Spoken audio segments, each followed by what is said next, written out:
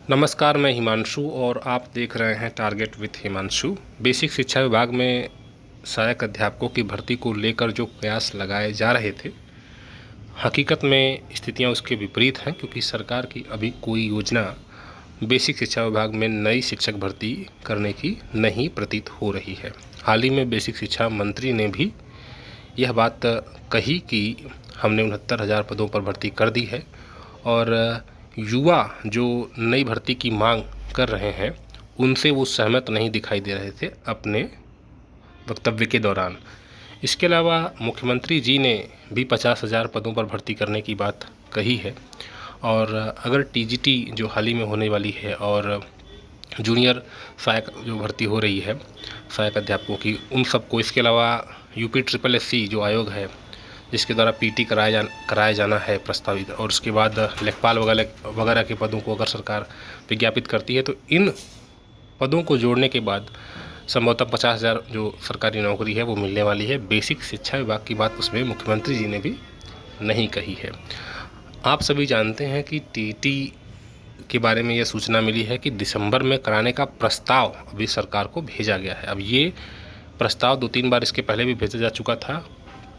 वास्तविक स्थितियां क्या हुई आप अभी देख रहे हैं। हालांकि कोविड-19 की वजह से कुछ इस प्रकार की स्थितियां बनी जिस वजह से टीटी को पोस्टपोन करना पड़ा, लेकिन वर्तमान समय में अगर देखा जाए तो जो हर वर्ष आयोजित होने वाली टीटी परीक्षा है वो भी कराई जा सकती है, क्योंकि अन्य परीक्षाएं भी हो रही हैं। बीएड एंट्रेंस एग्ज़ाम भी हो रहा है, अन्य जैसे भी आपने देखा रेलवे की परीक्षा भी हो रही है, एसएससी की भी परीक्षा हो रही है, तो टीटी की परीक्षा भी कराया जाना संभव हो सकता है। लेकिन अभी फ़िलहाल जो आपने जाना है उसके अनुसार दिसंबर में टीटी कराने का प्रस्ताव है और आप ये बात अच्छी तरीके से जानते हैं कि बहुत ज़्यादा समय फ़िलहाल अब नहीं रह गया है।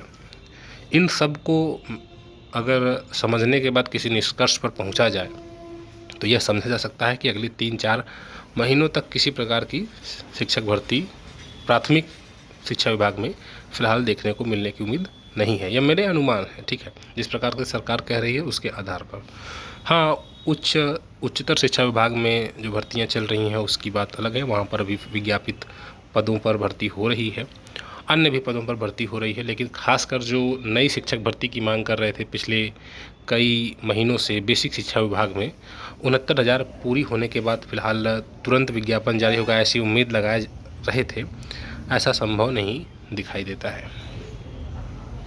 इस संबंध में टीटी लेट हो रही है, इसका मतलब है कि शिक्षक भर्ती अगर होना भी होगा तो वह टीटी के बाद ही होगा।